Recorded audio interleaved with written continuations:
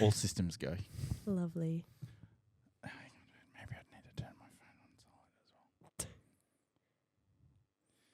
as well. When I was younger, we used to travel to the UK Oh, yeah. and stay on this like farm with this cool. couple. Yeah. They couldn't have kids, and my parents like farmed us out. It's kind of weird, but I always remember they had a tabby. Yeah. So I was like, oh, tabbies are just like They're friendly. so nice. They're so friendly.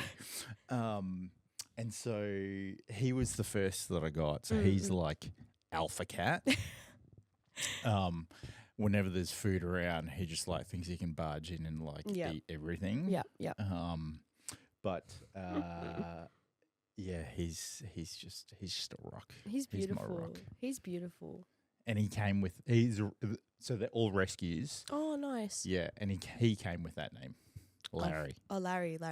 I was thinking Alpha because you were saying Alpha Cat before. No, but Larry, that's a cute name for a cat. Yeah. Larry the cat. Maxie, the black and white one, who's probably upstairs hiding under the bed because you rang the doorbell. He was Tahu, also a rescue. Yeah. And then Lika. Oh, cute. Yeah. Yeah, they're cute. Yeah.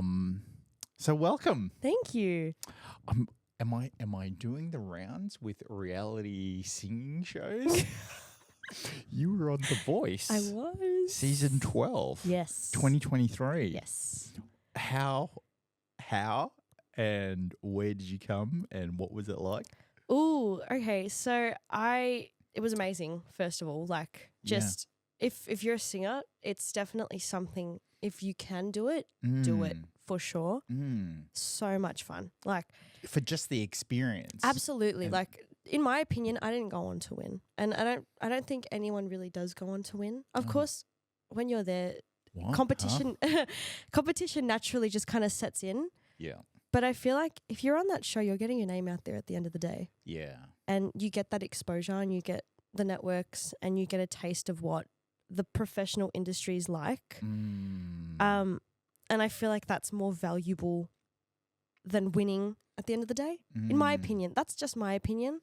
I suppose unless you're the actual person, like experiencing the whole thing, like being a TV viewer looking in, you only get like a certain level of appreciation or understanding as to what's going on. Yeah. You know, because I guess the show's geared around finding new talent. Yeah. It's not necessarily filming you like waiting around or like all of, if you got like the nerves or anxiety, like how you would work through all of that, you know? Yeah, definitely. And like hair and makeup. Yeah, and like exactly. They're not going to follow you doing all of that, right? No. And so much goes into it behind the scenes. There are so many teams for so many different aspects of the show. There's so many people working on the show. And you don't see any of that. But it's really interesting to see it like when you're there and the amount of hours that go into, say, a filming day. Like sometimes they'll go, like I know for us, we'll be needed from like 6 a.m. or 7 a.m. and we're there until like 8 o'clock at night. It's What? Yeah, they're long hours, but it's so fun. Like I loved every minute of it, and to be honest, like the time flies because you're always doing something. So. And you got everyone around you. You've got all like the people, like the other contestants that you've become friends with, and all that sort of stuff. So it makes the time go by quite quick. What was your audition song? Oh, it was "Listen Before I Go" by Billie Eilish, and it was so cool because it was like my version of it. Because can you sing it on recall? Oh. God, no. I'll like close my eyes. No. Okay, go. Oh my gosh. But it's such a hard song because the original. Is that the song that has the like crosswalk? Ticka ticka ticka ticka ticka. No. Oh. Oh yeah, she got that from Australia. I remember that. But no, it's actually like a really, really sad one. It's a very, very sad and kind of vulnerable song, and I kind of made it my own in the sense of like what it's about and the build of it, because the original song doesn't really go anywhere. It kind of just sits in the same kind of like spot. It's very like melancholy, very sad, and it's about suicide. But for me, I don't really resonate in that way to the song. So I kind of I analyzed the lyrics and I was just like, okay, what does this mean to me? What is each lyric going to sound like and why sort of thing? What memories am I going to associate it with and that sort of thing? And I feel like that's why it was like watching it back, that's why it looked so emotional and raw is because I was like really just associating it with my like the memories that, you know, I kind of associated each line to. And I really wanted the song to be like a journey per se. And so that's why it starts off quite quiet and then it just gets really loud and passionate towards the end. And so, correct me if I'm wrong, the voice is where the judges are allowed to turn around. Yeah. Was it Jason Derulo? You were on his team? Yes. So was he the first one that turned around? Or because they can sometimes do swapsies, right? Yeah. It was Rita who turned first. Oh, yeah. She's so cool. I know. She's great. She turned pretty quickly, which was like, I wasn't expecting it. I was just like, I had closed my eyes and then I opened my eyes and I saw her turning around and I was like, and I started to keep singing because I'm like, you know, I got to get everyone else to turn around, you know? You got the nerves? I wasn't just nervous, I was stressed. Like I was stressed. Like I was sitting there before my performance and I never really get that nervous before performances. Right. But I was just like, probably because of the lights. Because you put so much work into it beforehand. And then it's like, if I don't turn a chair, it just feels like all that work's gone down. How much work did you put in beforehand? About 6 months of work beforehand. Bullshit, really? Yeah. Wow. It's... Is that like singing every day? Yeah, but it's also like the auditions before that as well. It's the auditions with the producers. It's preparing your songs. So you were auditioning with the producers like 6 months before? Mm-hmm. Yeah. Wow. Yeah, the blinds I think were filmed April last year. And then I got scouted for it September. So what was that? Sorry, it's October, November, December, January, February, March. That's actually 8 months of crazy. Yeah. Okay, so you were on Rita's team. I was on Jason's, but she had turned so she turned around, but Jason picked you. Or no, yes. you get to pick. Yeah. So how come you picked Jason over Rita? So I really wanted Devo. So I was really set on actually picking Guy from the start. Oh. And so all of them had turned and then like they gave their pitches or whatever. And then Jason blocked. Hang on. So everybody turned. Yeah. Shit. That's 6 months worth of work. Yeah. Paid off. Yeah. No, I was not expecting it, to be honest. I was just, my mentality was, as long as I turn a chair, like I don't want to expect anything, but as long as I turn a chair, I'm happy. Like I don't care. Just as long as I turn a chair. And then that just completely exceeded my expectations. Okay, so what? So talk me through like what was going through your mind. So like they all turn around, and you're like, "Holy shit! What the fuck do I do?" Sorry, this is what I'm thinking. No, this is what I would say. No, literally, that's what I was thinking too. Even though like I kind of blacked out throughout the whole thing. Like I barely, I barely remember it. And like when I was watching it back, I was like, "Oh shit!" Like I forgot that happened. Like Maree, wake up! Yeah, literally. And like I got out of there. And I remember we got back to the hotel and I'm like, I don't even remember what happened. Like I was so full of adrenaline that just I don't remember. Whose team am I on? Yeah. When do I get to see the I recording? know I get to see it again. But So why did you pick Jason so if you were gonna pick Guy? so Jason actually blocked Guy. Oh, Yeah. So the cock block. yeah. Sorry, the microphone block. No. But I don't. It was a compliment to me. Like Yeah, it's just like, wow, Jason really wants me to be on his team. So yeah. he blocked Guy. 'Cause I had no idea. So they're blocking each other now. Yeah, Right. Jason blocked Guy, and I was really set on Guy.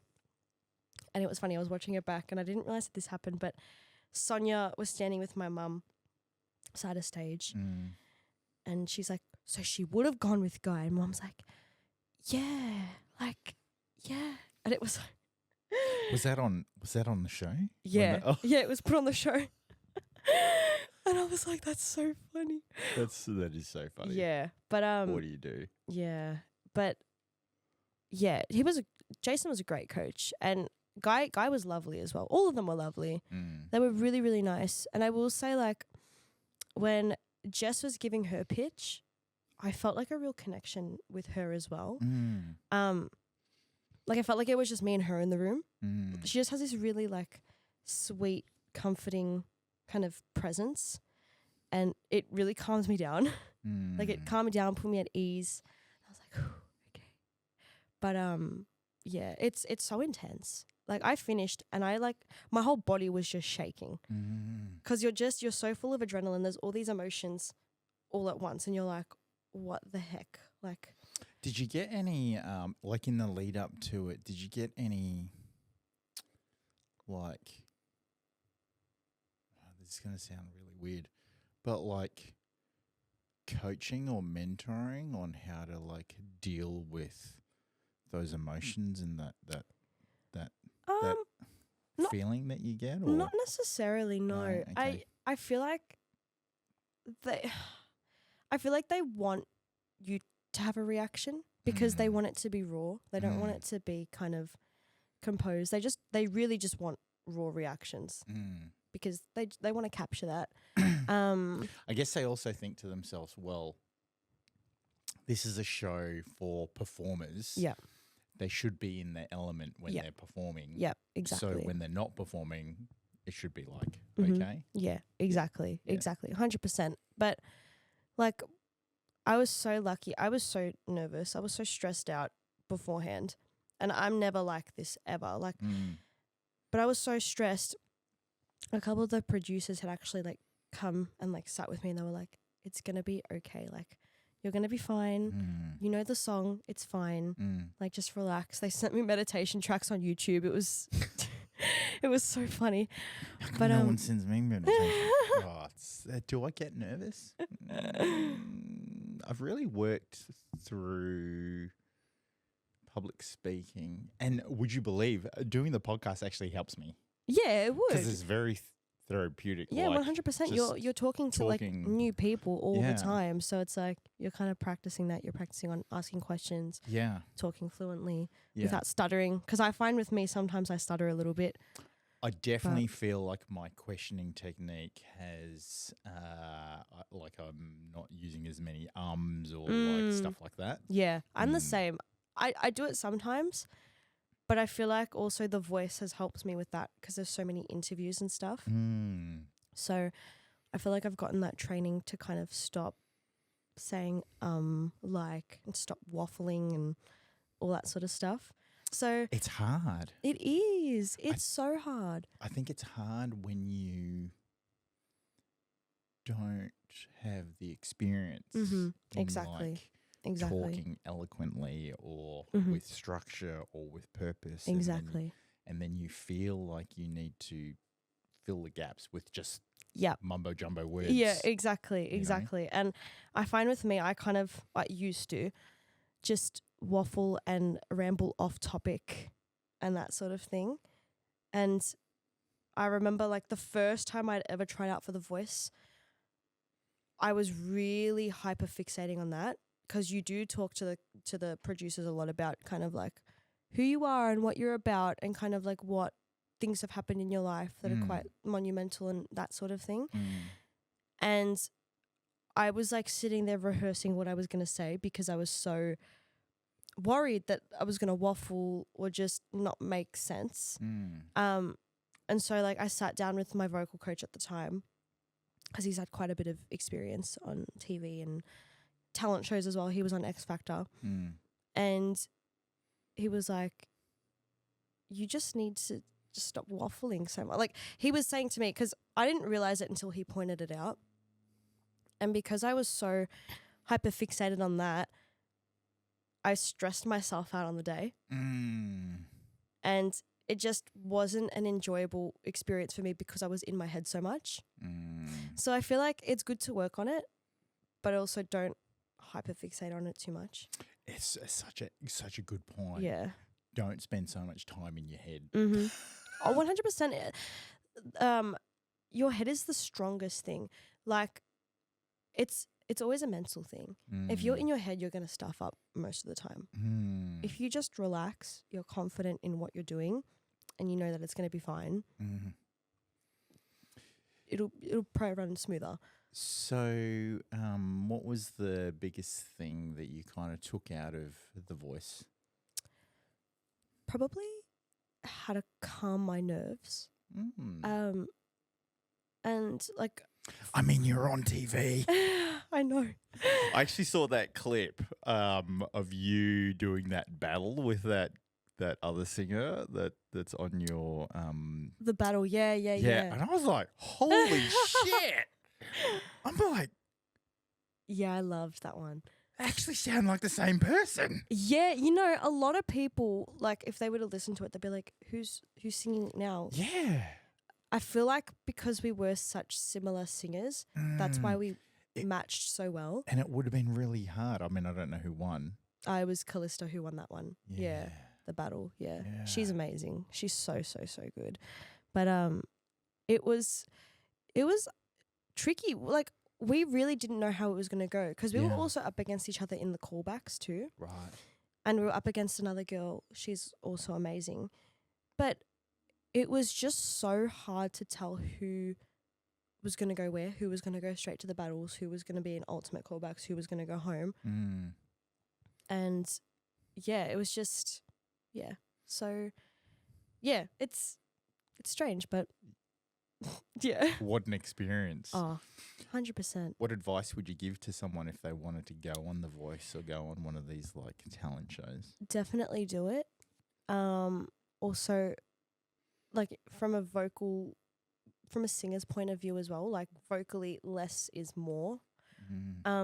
Being tasteful is so much better than just like over belting and trying to show off so much. And also just go into it not expecting anything. Go into it and just think, okay, well, I'm here. I'm just going to enjoy whatever moments I have. Yeah. I'm not going to expect anything. I'm just going to have fun. Yeah. I remember when I was first going into my auditions, I stayed very grounded, didn't expect anything, didn't expect to not get picked, didn't expect to get picked. I just said, okay, I'm going to sing, I'm going to talk to them, and if they like me, they like me. If they don't, they don't. You know, I'm here, and that's all that matters. That's real interesting because I attended on Saturday a live podcast show for Diary of an Artist. Oh yeah. Shout out to them, and they had a couple of guests on the couch with them, and two of the guests were I can't remember their names, but they were two female DJs. Okay. That had never been DJing before. They had 6 weeks worth of training, right? And they went into a competition, and their whole thing was they didn't go in to win. They just went in to have fun. Yeah. And they ended up winning. And that's the thing, like it helps with your nerves because nerves screw you over, and that ties into a mental thing as well. Because if you're getting in your head, you're going to make yourself nervous, and then you're going to make yourself screw up. Yeah. Whereas if you go in, no expectations, just wanting to have fun. Yeah. It tends to be like it tends to work in your favor. I feel like. And I think it's got to do with like your like your energy that you give off. 100%. You know, like because 100%. if you're nervous or you're stressed, you're giving off that energy. Yeah. But if you're having fun, then you're giving off this like fun, Exactly. positive energy that Exactly. actually attracts more fun, positive energy, and people want to be around. Exactly. 100%. Yeah, so that's super interesting. And so, singing and songwriting. Have you always been a singer? Like when you were younger? When I was younger, I was always too scared to sing. Really? Yeah. I started singing when I'm 18 now. I started singing. I started singing when I was 11. 18 and you're already been on TV. Fuck. It was crazy. What happened to me? No. But yeah, I started singing when I was 11, and then but before I did that, I did piano for about a year. Oh yeah. I wasn't really in love with it. It was kind of like a phase. Did your parents push you into doing piano? No, I asked them to do it. Oh. And then my mum always wanted me to do singing. Right. Because when I was younger, like I'd always just like be in my own world, singing, whatever. And my mum would be like, Do you have siblings? Yeah, I've got 2 brothers. Older, younger? One older and one younger. Oh, so you're a middle child? Yeah. Yeah. Middle child syndrome. Yeah. Some would say it's the worst type of syndrome to have, but In my case. I think we get the best of both worlds. Oh, 100%. And I feel like also, because I'm like the only girl, I'm like, you know. Yeah, okay. I'm not going to say anything. What's the age difference between you and your brothers? So my younger brother's 17 and I'm 18, and my older brother is 23. Okay. So it's not too much of an age difference. Okay, it's not too. So are you closer to the younger one? I feel like I'm close to both in different ways. Yeah, okay. I'm closer to my older brother in the sense of like we can sit down and really have a deep conversation and just like talk about life. And then my younger brother, we're both young, we can have fun together. We can still have conversations about life. Just a different level. Exactly. And we still we just get each other as well because we are so close in age, because it's only 15 months between us. Yeah, yeah. So it's really not a huge... What were your parents doing? Bro, did they not... Were they in Australia? Sorry? Were they in Australia? Yeah. Oh, so there was no heating issues.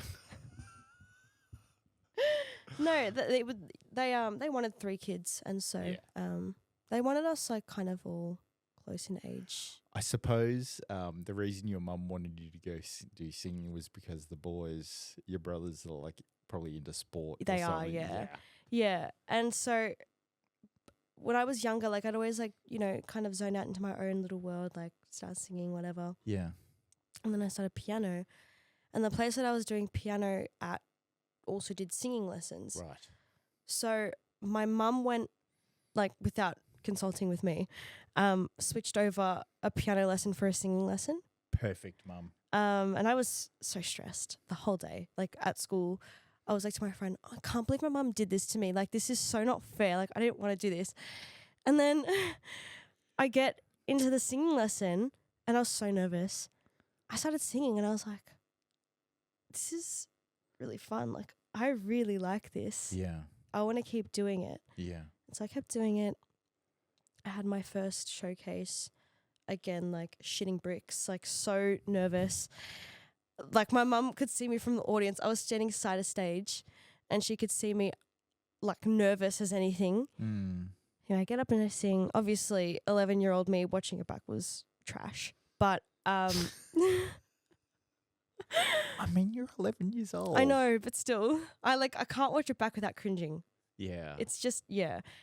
And so there's a reason for that.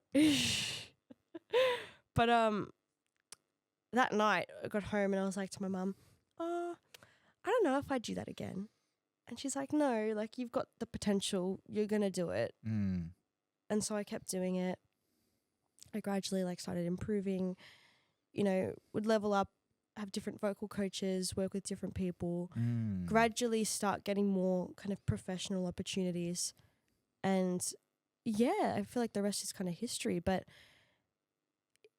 yeah, it's just crazy how I didn't even want to do it from the start. And now it's like, Now it's your thing. yeah, it's literally like I could not live without it. It's so good that your mum kind of persevered Definitely. and not that she made you do it. She like influenced you. She like gave me that push. Yeah. Yeah.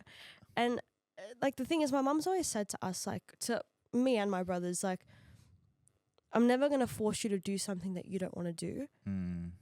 But if I see potential, I'm not going to let you just give up like that. If you keep doing it and you really... I think the saying goes, if I'm not going to make you do what you don't want to do, but if I see potential, you're going to fucking do it. Yeah, pretty much. But yeah, like she just... Yeah, she's great. If she sees potential, like she's not going to let us just give up like that. And she said, like, if you keep doing it and you really just don't like it, then sure. But I see potential in you. Are your parents musically like sound at all? What do they do? My parents just do like just a 9 to 5. Like it's just kind of they're just normal, regular parents. But I'm literally the only musician singer in my family. And even like your immediate family? Like your, right.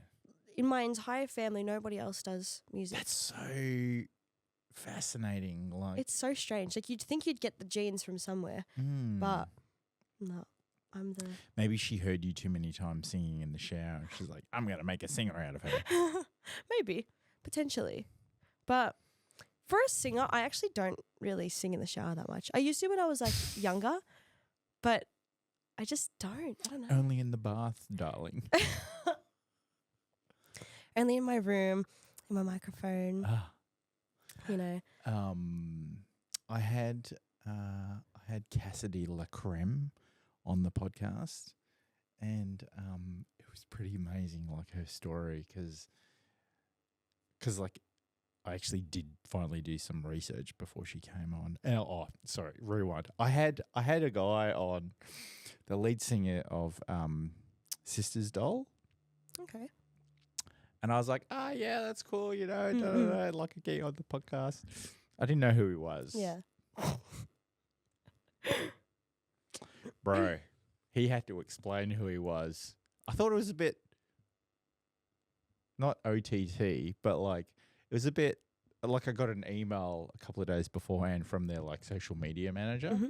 I was like, yeah, cool, like this is the thing, da-da-da. Anyway, he came along and we had a bit of a laugh because I was like, I should have done a little bit more research because he explained to me that they came runner-up on Australia's Got Talent.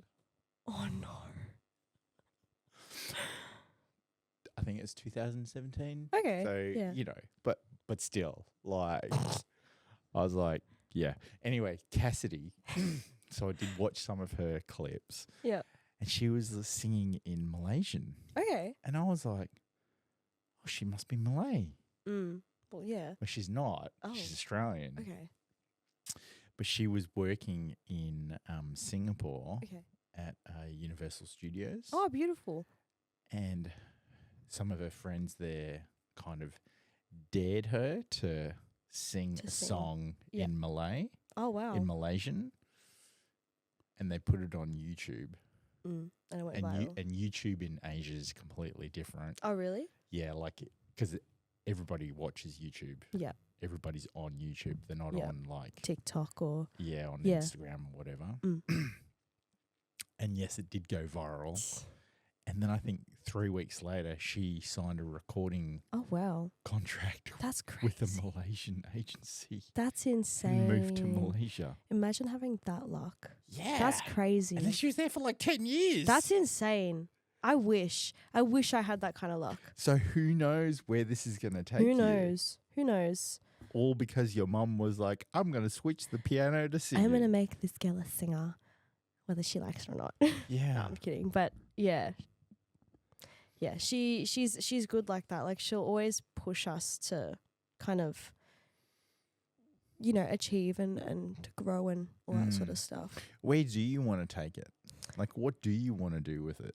Obviously, like, ideally, I'd love to go international. Yeah. And kind of like go on world tours and First exclusive. We heard it here first, people. putting it out to the universe. Oh my God. But yeah, like obviously, ideally, I'd love to kind of go international, sing my own songs at concerts and all that sort of stuff. But also to teach is cool. Like I'm teaching at the moment, like just casually, but it's so rewarding. It's so rewarding because I teach young kids.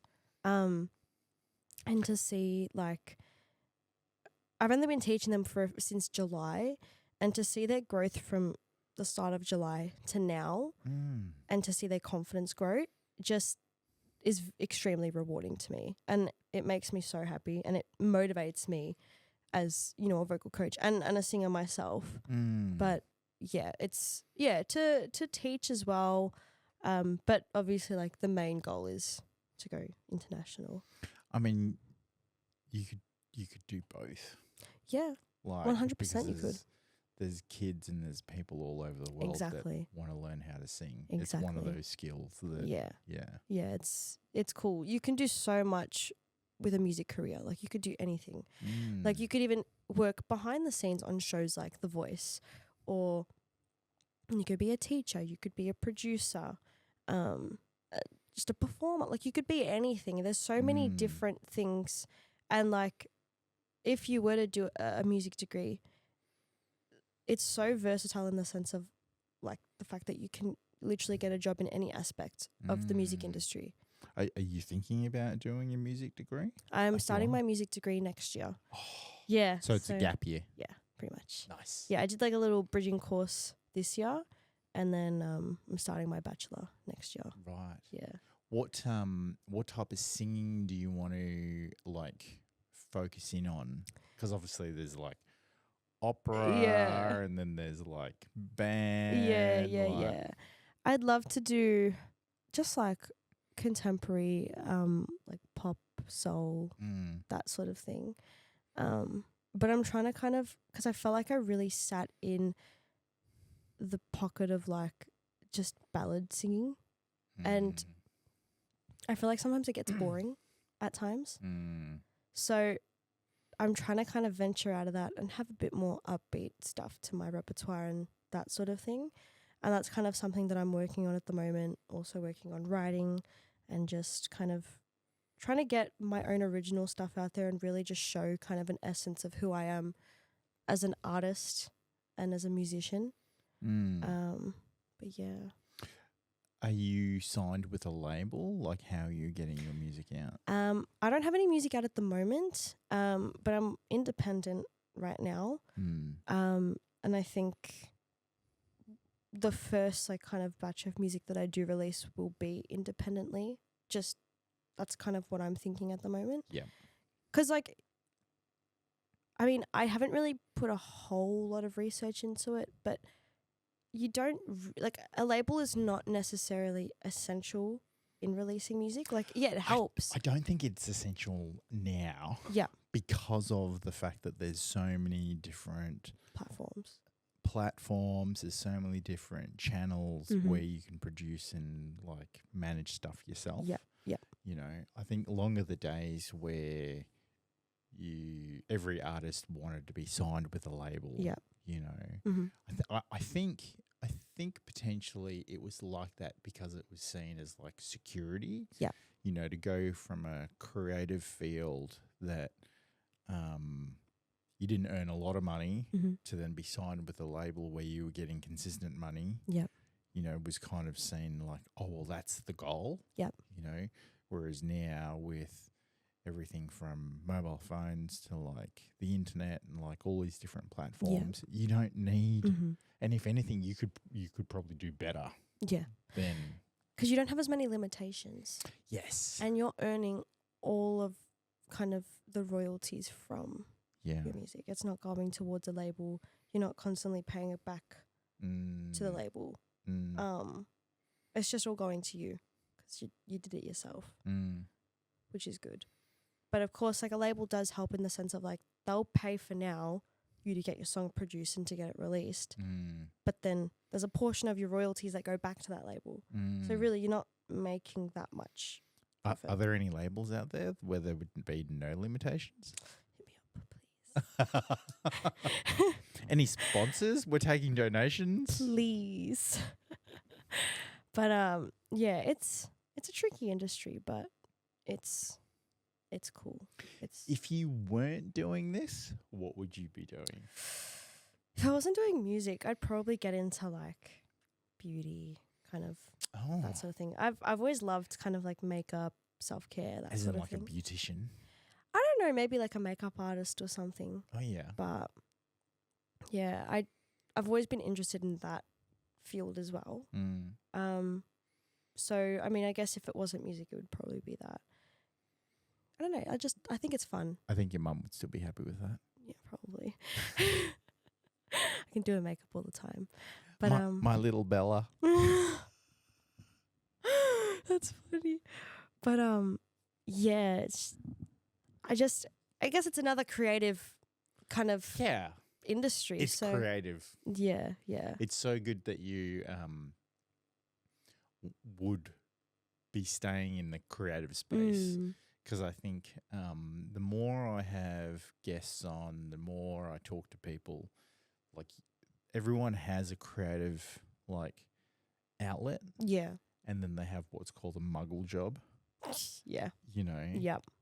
And they always want to just do the creative stuff because I think it's more impactful. Yeah.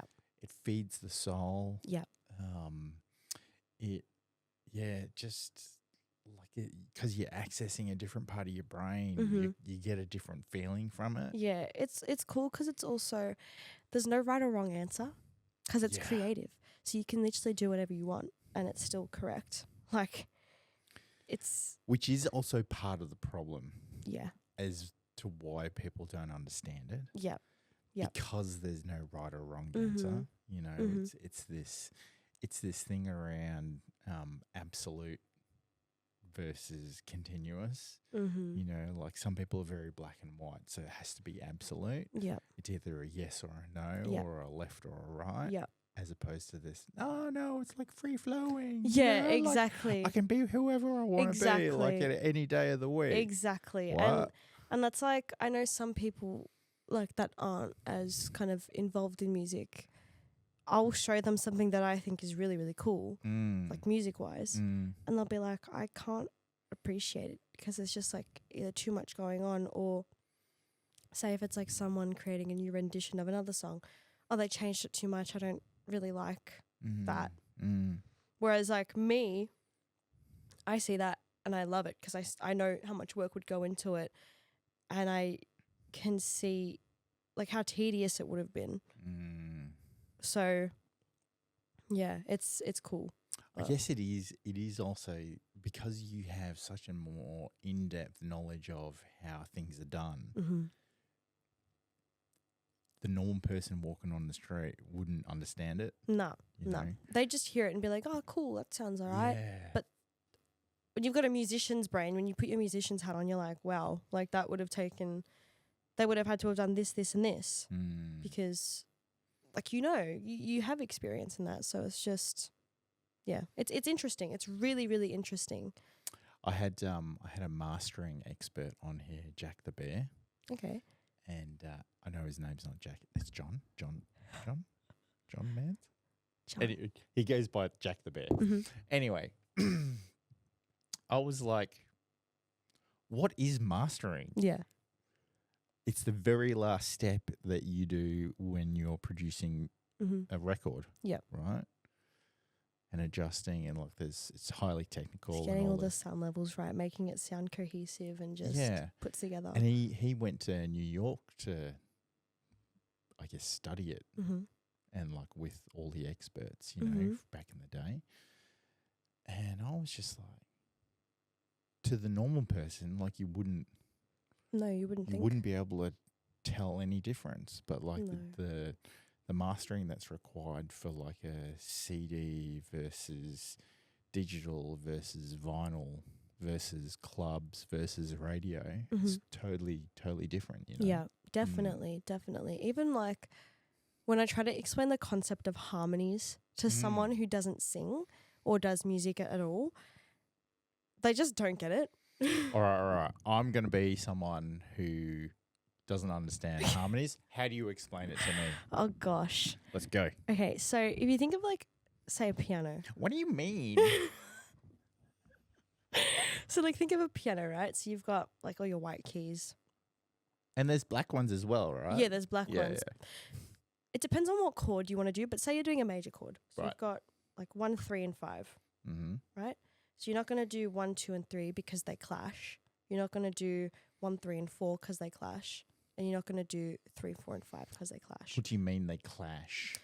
It just doesn't sound like clean. It just sounds like there's too much going on. Right. But if you've got like 1, 3, and 5, that's like that's a chord put together. Right. And so 1 is like your root position, and that's your melody. Right. You've got 3, which is like a higher harmony, and you've got 5, which is an even higher harmony. So if you put the 3 together, it creates. It's so hard to explain if I don't have a piano in front of me. Because it's just like a balance. Yeah, sort of. And a progression. Yeah. Like an equal progression. In a way. If I had a piano in front of me, it would have been so much like easier to explain. God damn it, there's an electric piano upstairs, but I'm not getting it. No, that's so fine. But yeah, like the 3 together, they form like a really beautiful sound because it's 3 parts. It sounds full. It sounds beautiful. It adds, like in songs, some singers will put it on like a specific lyric to emphasize something that they're trying to get across. Or like an ad lib or something like that.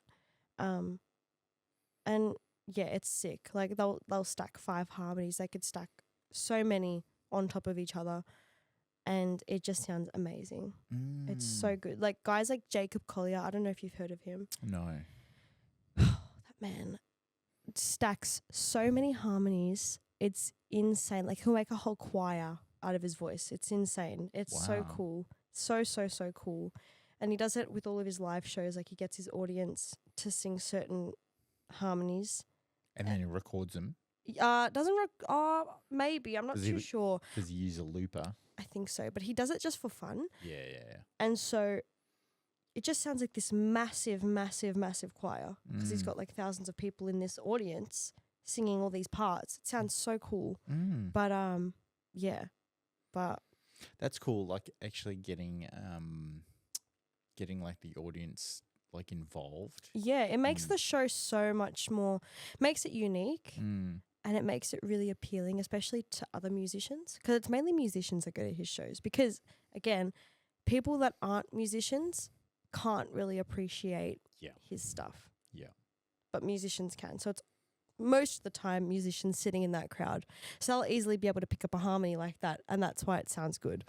So what's on your playlist right now? What are you listening to? Ooh, let me have a look actually. My music taste is all over the place, if I'm being honest. It's all over the place. I've gotten back into gangster rap. It's very random. I always will revisit stuff like all the time. I love there's this song. I love Christina Aguilera. I always rave on about Christina Aguilera, but she is amazing. I love, there's this artist named Money Long. Money Long. Yeah. And she... Just bring it down a little bit. Yeah. Actually, yeah, that's it. She's amazing. Let me, I'll play like a little bit of it. She's got a new song. It's called Ruin Me. And, I'm obsessed with it. But it's like very like R&B type ballad. Every night I've been crying. It's so sick. That's so cool. It's so sick. But that's kind of what's on my playlist. Is that the type of music that you're wanting to like? Yes.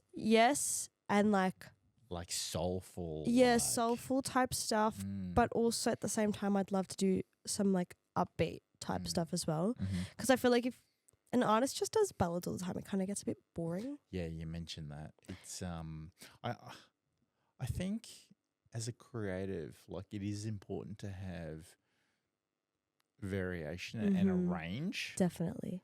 because then you're able to, I don't know, like create pieces of art Yeah. or pieces of work that, you know, will have differences in, you know, what you do. 100%. You see a lot of it in like actors and actresses in like Yeah. movies Yeah. Because where they get typecasted into one particular type of role Yeah. and then that's it. They kind of Mhm. get stuck. yeah. And I feel like the more versatile you are as an artist and the more variety you have, the more opportunities you'll get.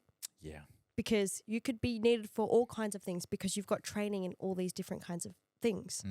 So, it really makes you extremely strong as an artist, 100%. And that's why the last singing school that I was at, where I was getting my like previous coaching, it was really good because every 6 weeks we'd have like a showcase and it would be a different genre every single time.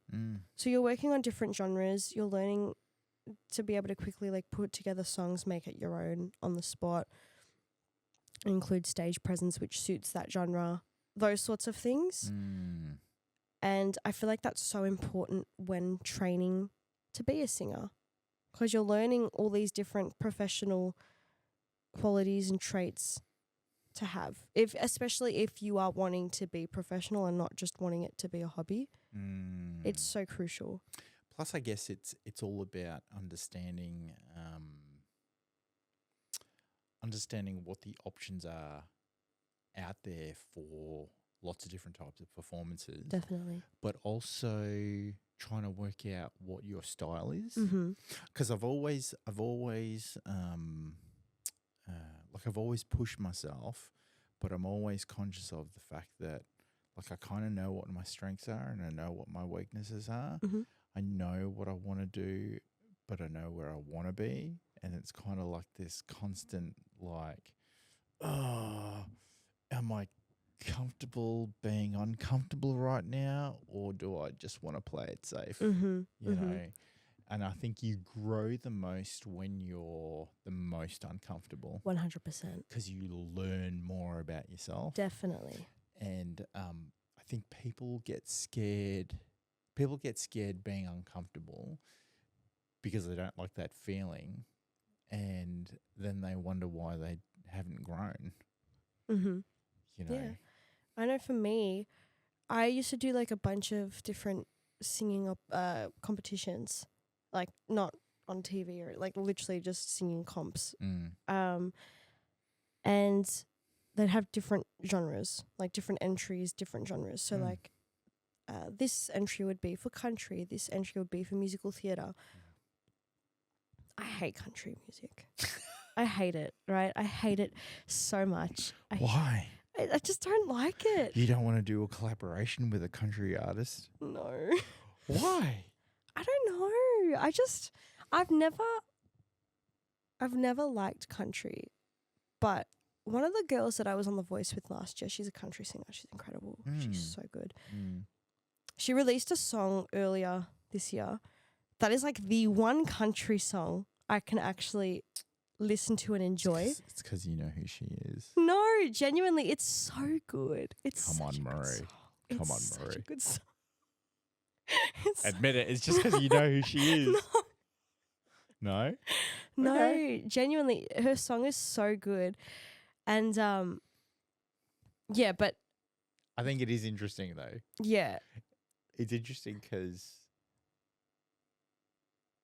to go so passionately and be like, I just don't like it, to now be saying, there's this one song. There's only like one song. Maybe it's a turning point. I doubt it, but Maybe. you know, I love the optimism.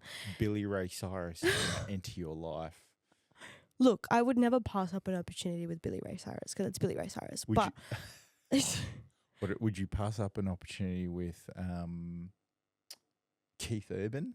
no, I would not pass it up. There It's you Keith go. Urban. Yeah. It's Keith Urban, and Keith Urban's kind of like The Urbanator. poppy. Like he's poppy, so like Yeah. you can kind of like create a blend of like Yeah. say pop and country. So what country western singers don't you like? I don't even know which ones they Oh. are. I'm sorry.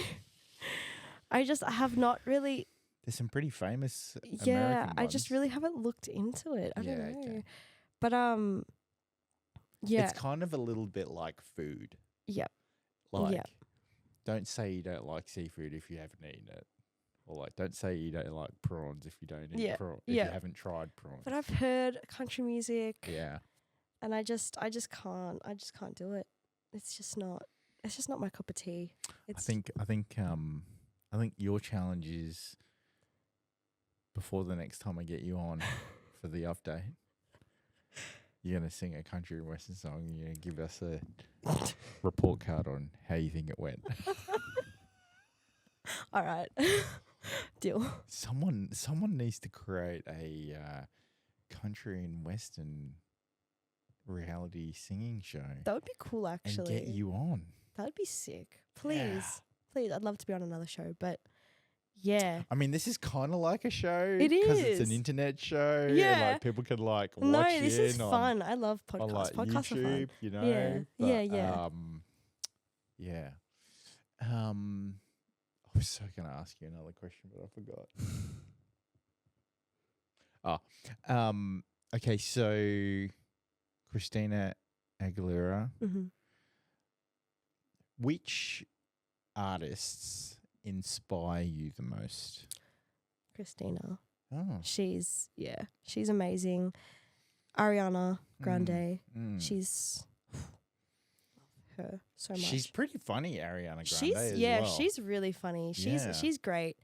I love Yeba. Yeba's like an R&B soul. Yeah. She's insane. Her voice is just, it's not human. Like, it's crazy how good she is. Just don't get invited to a Diddy party again. Absolutely not. Absolutely not. That is, I've been hearing about it. I was at work the other night and I didn't fully understand like the whole kind of law of it. Yep. Of like the whole Diddy thing. Like I knew like he was like sex trafficking or whatever. But Racketeering, which we don't use that word Yeah. here, but it's basically setting up business organizations for criminal activity. it's just crazy. But I was like asking one of the girls that I work with and she like gave me the whole rundown. And I was like, that is so unsettling. Yeah. It's just like, this is the industry I've put myself into. And this is what goes on behind closed doors. Like, that's crazy. And he's been doing it for over 20 That's years. so scary. Allegedly. That's so scary. Yeah, like when he first came out, I was like, God damn, like he is good. And I like looked up to that song and like all this type of stuff. And then when Biggie got shot, I was like, oh no. Because like I started listening to rap. Gangster rap. Yeah, gangster rap. Specifically Ice Cube, Predator, that album. Yep. Which is like, my God, the intro song on that was ridiculous. But yeah, so I was just like, you know, that's the type of music that I grew up with. Yeah. And I like. It's crazy. And then to hear it like 20 years later, and then the thing about Eminem.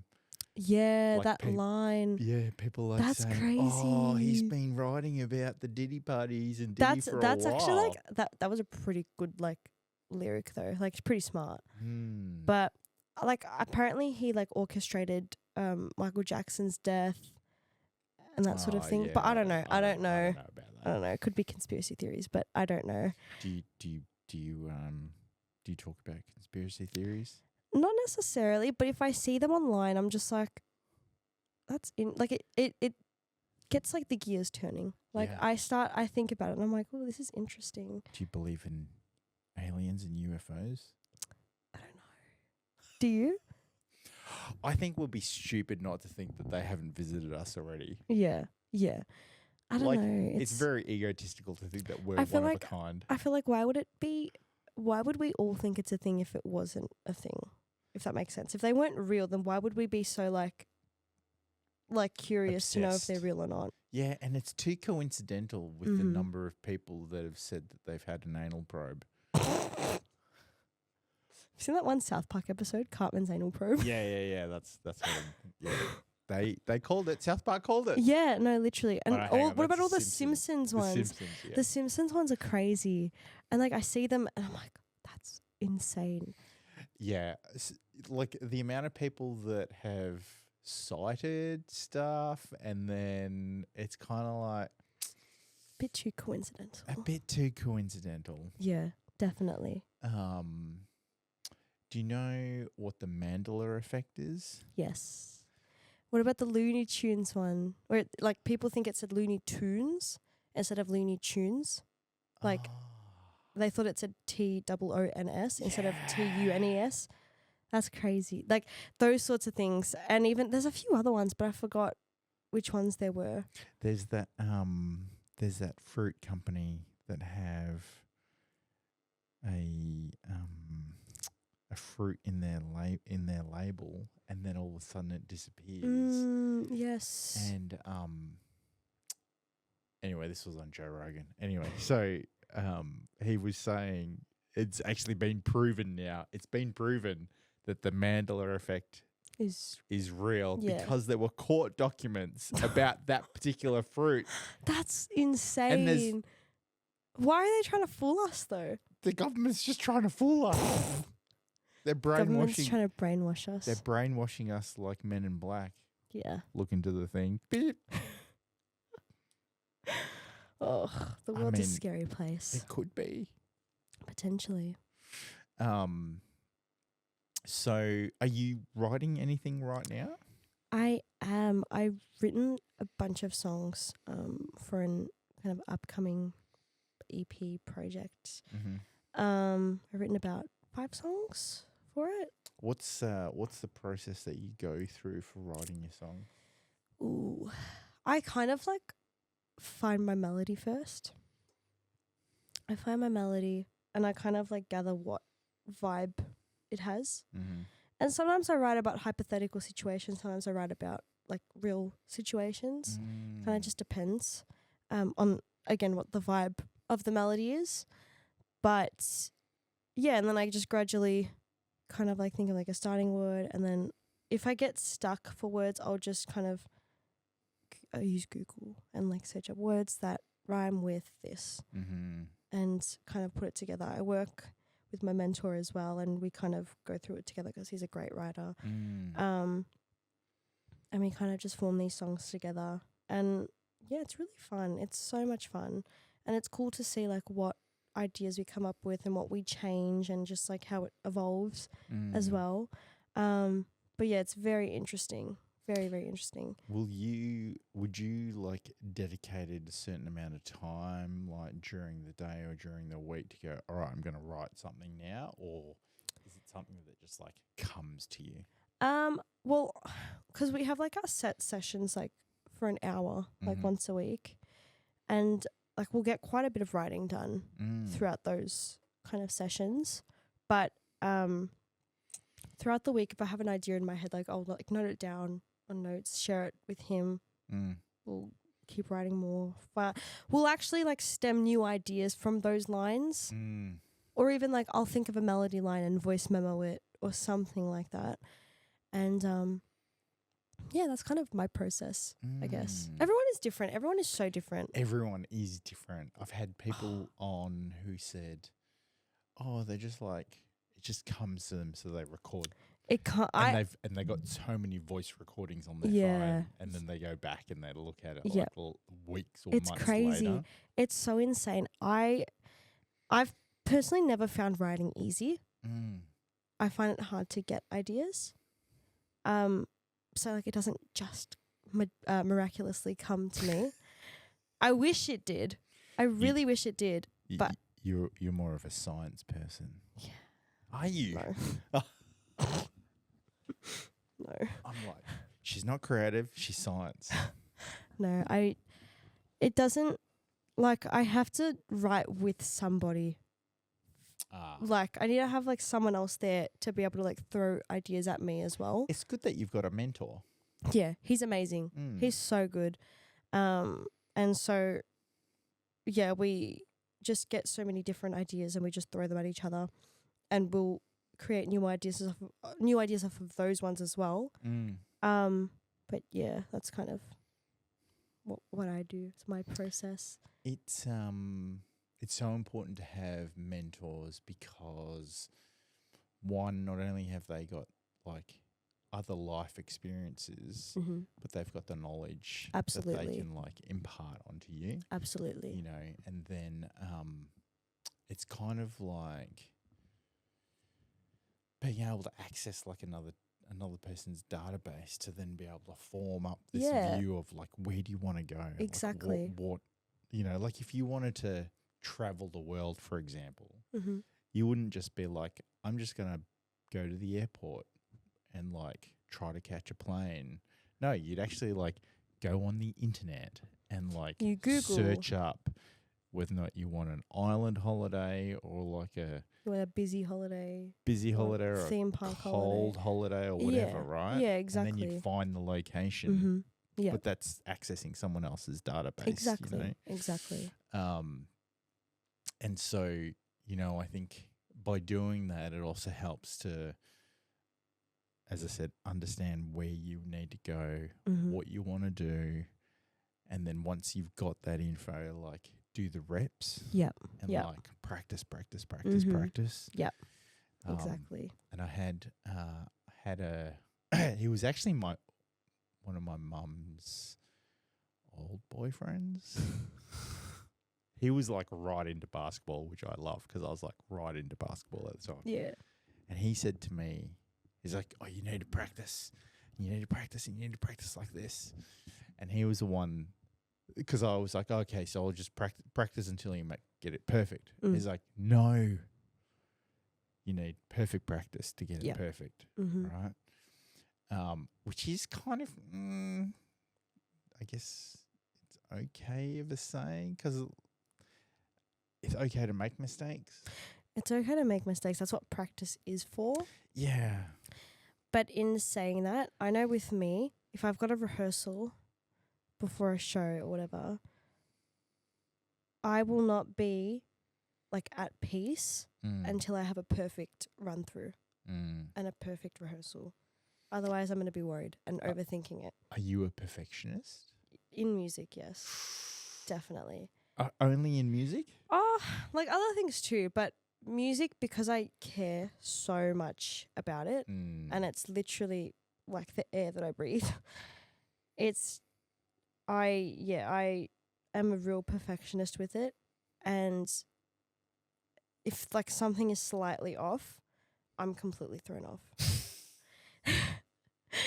And like even like before my blind audition, I was a little bit like vocally strained and fatigued. Yeah. And so like 3 days before, I was filmed on a Monday and this was on the Saturday, so like 2 days before. Saturday morning, I ran through the song and the high note in it was croaky. I'm like, what did you do? I'm like, you didn't warm up properly. I did warm up, but did. Like I was stressing. So I'm like, why is it like this 2 days before? Like, why? You've just hit puberty. But and then I just like kept singing it over and over and over again, which is not a good idea to do if you are fatigued vocally.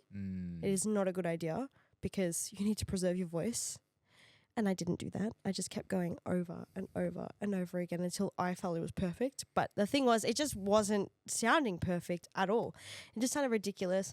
So then I was stressing. I'm like, because you were in your head again. I was in my head again. You're and I feel like, especially with me, I'm a massive overthinker. I'm a massive, massive, massive overthinker. So I will constantly have it playing in my mind and I'll be stressing about it constantly, and that will probably throw off my whole performance. What do you do to kind of like get you out of that like mode? I'm still kind of trying to work on that. But I feel like it's kind of just breathing and just thinking like, you know, it's going to be fine. Worst comes to worst, you just play it safe and sing something else if you really can't hit it. But that's kind of like what I do. Like I remember I had I was in a show in February at the Palms at Crown, and it wasn't my show. I was in the show, but I wasn't. It wasn't my show. Right. What show was it? It's called Futuration. My friend Benny Greggs. It was his show, Right. and he got 15 of us artists to sing in it. We were singing with this band called The Rangers. The best band I've ever worked with. That's so cool. So professional. Yeah. We had dancers, everything. It was so cool. So we had, the week of the show, we had a bunch of rehearsals. And this one night, we were singing like the opening song because it was me and 2 other girls singing the opening song. And I felt my voice start to feel a bit tired. And I'm like, why does this always happen before a big show? Every time. And it literally always happens. I don't know if it's like a subconscious thing, but I always get either sick or vocally fatigued before a big show. You're practicing too much.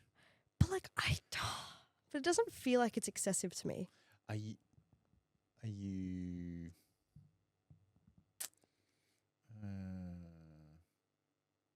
it could be your diet. I don't know. I feel like I have a good diet though. Like I've got a pretty good diet. Yeah. Yeah.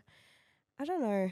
I mean, what else would other than I don't know. I feel like maybe it is talking too much or like I don't know. I feel like it might even just be a subconscious thing. Just because like I know it's a big show. And I like put pressure on myself sometimes as well. But yeah. Yeah. So maybe it's your subconscious actually like turning that switch off to preserve maybe yourself because you know that it's a big deal. Like maybe potentially. I don't know, but yeah, this rehearsal I sung. Sorry, and I wasn't saying that your diet was anything No. wrong. No. I know. Diet does have something to do with like singing and all that sort of stuff as well. Like what, like other than stress, other than talking and stress, like be diet. What would impact your vocal cords? Because it's not like a muscle.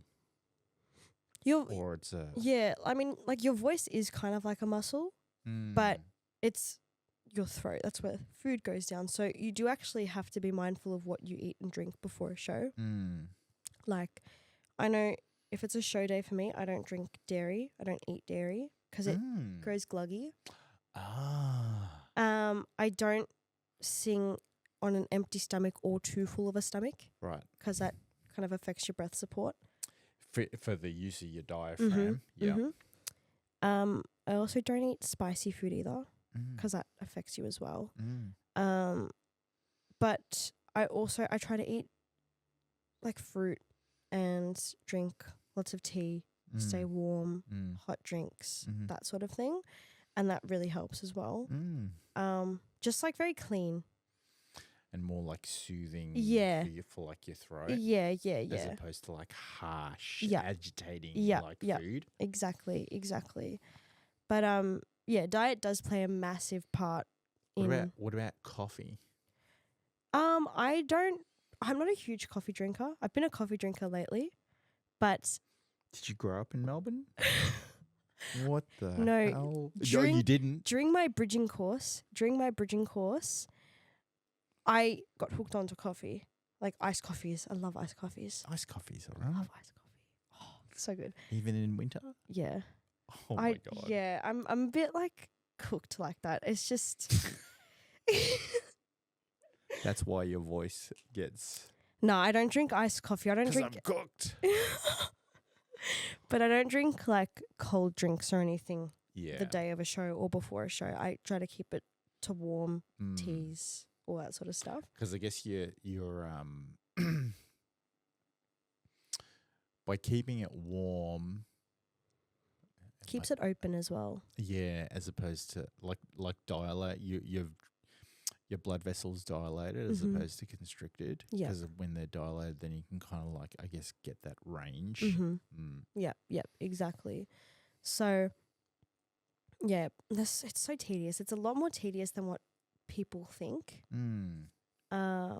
But yeah, this show specifically, I remember I was like quite worried because I was like, every run through I've had of this song, it sounds like shit. It just sounds so croaky.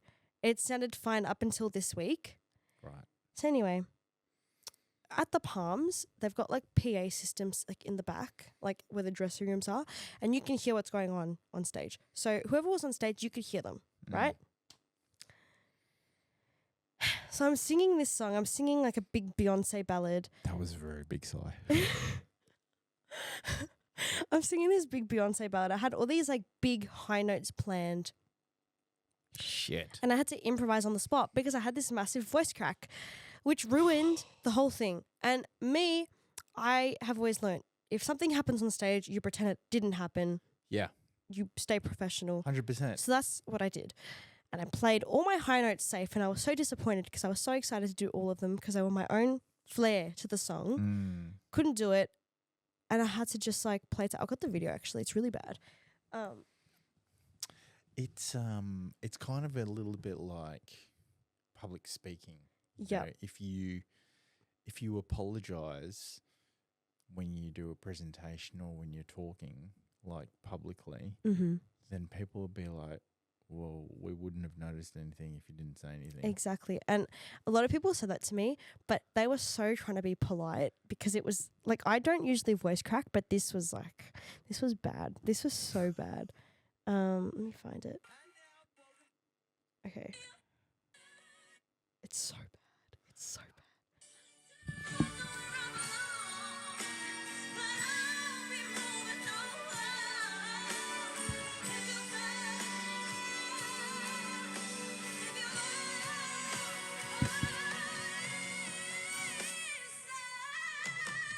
It's so bad. It's so bad. I'll have to listen to it again. I couldn't tell. That's such a lie. Don't say that to me. That is such bullshit. Don't. Wait.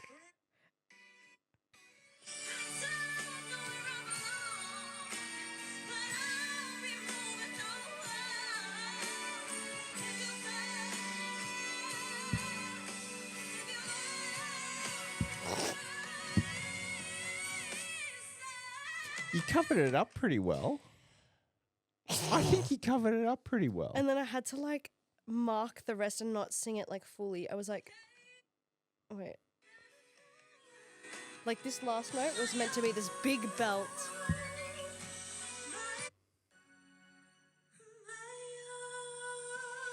This was meant to be this big belting note, but I just couldn't.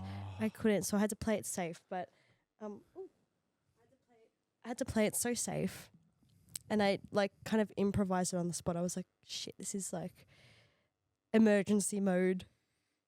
So, oh well, but it happened, and at least you didn't like run off stage like a diva. oh, I couldn't. That just makes it worse. Makes it worse. And like, if you're like, obviously I wasn't that happy with my performance, but I didn't like, I know some people like they'll get off stage if they didn't have a good performance and they'll start crying. Like, yes, you're upset, but it's like you just learn from it. You learn from it. You think, okay, well, this is what I have to do next time. I think the sign of a true performer is staying poised and just be and professional. and the professionalism, right? Like you picked up that you couldn't hit that particular note, and then you improvised. Yeah. And you did your best. You know. Yeah. As opposed to ruining the whole thing. Yeah, absolutely. You know. Or trying to still hit those notes and fail, like, and still sounding like crap. Like, it's just, that's why you do all the training. Yeah. That's why you do all the training. That's why you learn, and that's why it's so good that it's a creative thing, and there's no right or wrong answers because you can kind of like do whatever you want. That's not like how the original goes, and it can still sound good. And they'll be like, "Oh, this sounded really good. I like the way they did this. They made it their own," sort of thing. Did you ever want to do the AFL Grand Final? Sorry, the AFL Grand Final. Oh, that would be like sick. Katy Perry. I actually did a choir for Kiss last year at the Grand Final. It was so much fun. It was so much fun. It was so cool. And like the funny thing was I got asked to do it and I didn't realize it was for Kiss at the time because they were like, You my mentor know who Kiss is. no, I knew who Kiss was. But my mentor called me and was like, oh, I've got this grand final gig. Like it's choir at the grand final. Like, do you want to do it? He didn't say it was for Kiss. And I was like, yeah, sure. Because I knew it was also like a paid gig. And I was like, oh, cool. Like it's, a paid gig. Then they sent us the brief. And then I'm seeing like that we're in Kiss face paint and Eric will run down the stage. And I'm like, because I don't really. Eric. Yeah. Who's Eric? Eric, I think the drummer. Oh. Now, I'm not too familiar with their names. I mean, there's Gene Simmons. Yeah, there's Gene Simmons. Obviously, Yeah. I know who Gene Simmons is. But I'm like to my mum, I'm like, is there an Eric in Kiss? And she goes, yeah. And I'm like, I'm like, Hey, Mum, can you just like validate? I'm like, hey, Mum, I think I'm doing choir for Kiss. Like, Classic. and I like showed her the brief. And she's like, yeah, you are. I'm like, what? That's crazy. So anyway, I get there. It was like 2 days before the grand final for like a rehearsal sort of thing. We were there for a couple of hours. And we met Kiss just casually. Like, because there was like quite a few of us like in that choir. So we're all catching the elevator to our green room. And they're catching the elevator too. And they're like, hey guys, you guys sounded really good. They're saying to us. They're like, you guys sounded so good. We're like, says you. Like, Yeah. like, we were just starstruck. And then the day of the grand final, like we did everything. And then because our green room was all windows and they were below us, we could see them. We went bolting down those stairs because we saw Gene there and we got a photo with him and it was so cool. He's so tall. He was also wearing his platforms too, but he's massive. He's so tall. Like, I'm not a tall person at all. That's because he's actually really short. He's really No, short but without even- his shoes on. No, but even without the shoes, he's quite tall. But he was wearing his platforms at the time. But Okay, yeah. he was massive. Now, I'm not a tall person at all. I'm like 5'3", but I'm standing next to this guy and I'm like looking up. Yeah. That's the whole kiss mentality. It was crazy. Yeah. He's massive. But Eric, the drummer's tiny. He's so little. He's really little. But they were lovely. They were so nice. They're so humble. Very humble. I guess when you reach that particular level, like you can either go really egotistical or really humble with all the experiences that you've had. Yep. And you'd think for someone you'd think for a band who's literally one of the biggest bands in the world. Yeah. You'd think they'd be a little bit cocky Yeah. and a bit snobby, yeah. but not at all. Mm. They were so friendly.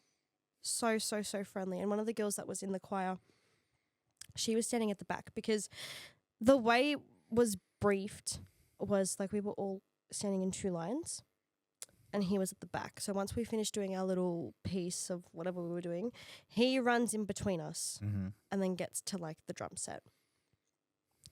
So the girl that was standing at the back was saying, because we were told once you're up on that stage, no moving, just stand still. Like you can't turn around. Statue mode. Yeah, pretty much. Did she accidentally trip him? No, he's there behind her being a shit stirrer, tapping her on the shoulder because he knows that they can't, like, he knows we couldn't move. He's tapping her on the shoulder and she's trying not to like react. And then he kept doing it and she looked behind her and he's like giggling because he knows. You just broke the rules. Bro.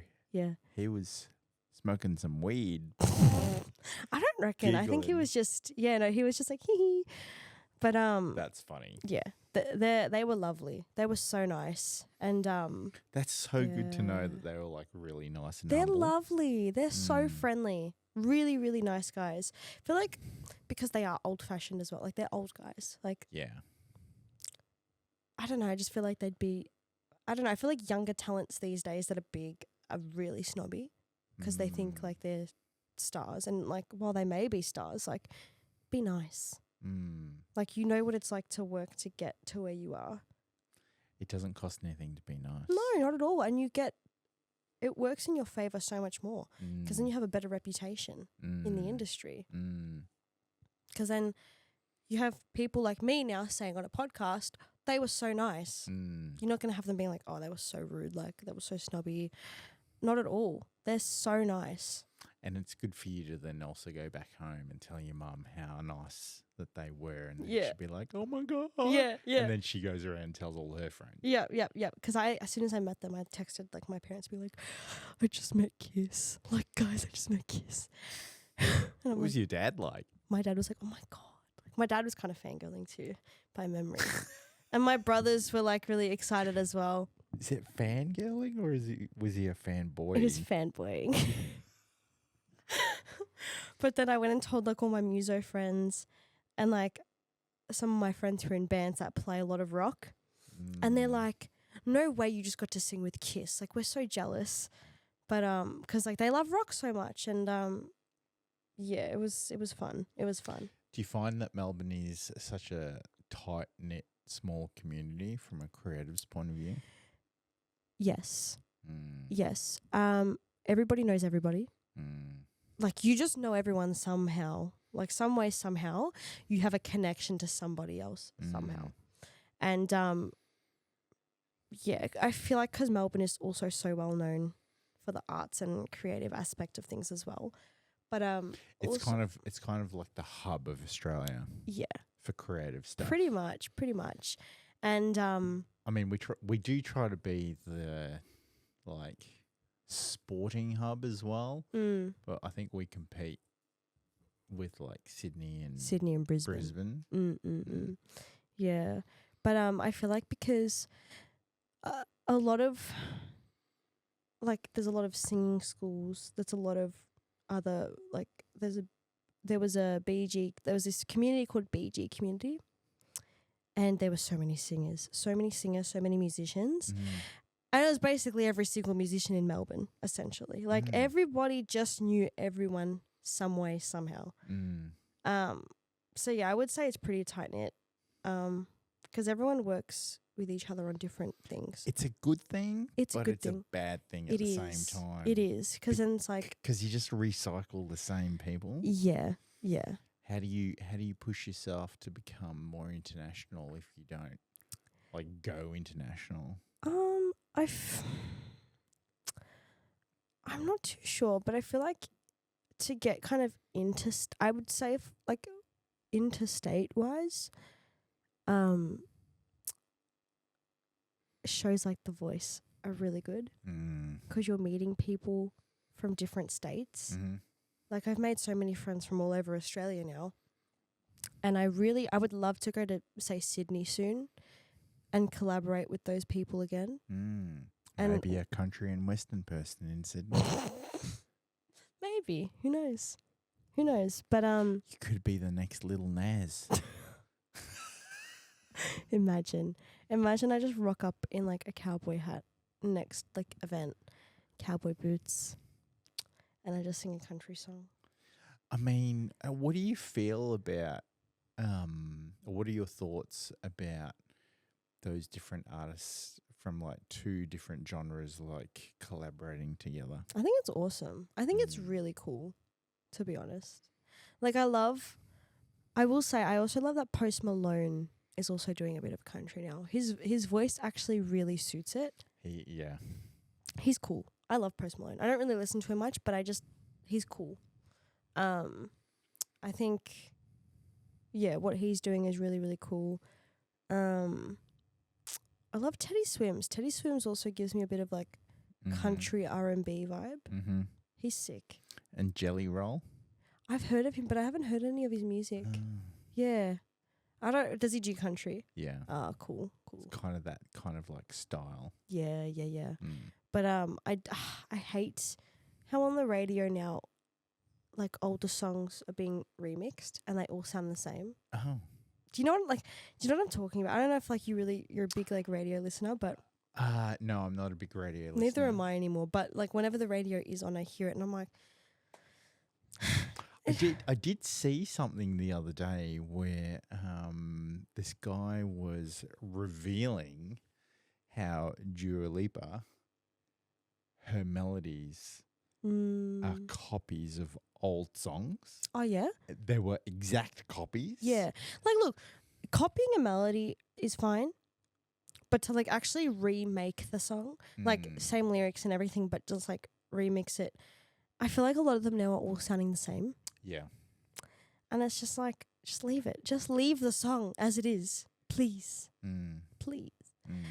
But that's just my opinion. Like, I don't know. I'm not a fan. But I listen to like my own music in the car anyway, so it doesn't really affect me. But well, how can people find you for a singing lesson? Oh, okay. Or to book you for a singing gig? Okay, so I'm not teaching privately, like through my own kind of thing. I'm teaching through like a singing school. Yep. But if for like any other inquiries, my Instagram is just Maree Mamalis. I've got like my email address linked onto there, and like so any professional inquiries can be done so through there or through like Instagram DMs. Yeah, fantastic. And yeah, all my other social medias are just the same, Maree Mamalis. And actually, when's the EP coming out? Ooh, that's not planned yet, but we're still working on it. Still recording it, trying to get it produced, all that sort of stuff. Yeah. But I'm hoping like late this year, sometime next year. Yeah. But yeah. This year's almost over. I know, that's crazy. This year's gone so quick. It's like we're in October already. Next month's my birthday. That's crazy. And I'm like, yeah, this year's gone. Every year gets quicker and quicker. Oh, you better believe it. Yeah. It does get quicker and quicker, and we get busier and busier. And then it's like, what? Where did the time go? Yep. Exactly. Well, Maree, thanks so much for coming on the podcast. Thank you for having me. Let me take a quick selfie. Yeah.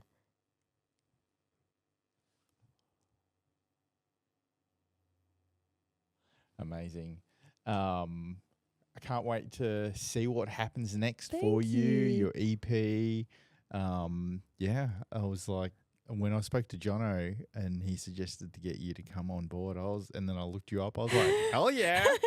I'm like, listen to her sing. Thank you. Jesus. Thank you. And I could be doing something with Jono at the next exposure. Yeah, event. beautiful. So, that'll be great to amazing do. So thanks everyone for listening in. Make sure you hit subscribe and notification bell, and I'll catch you guys all in the next one. So.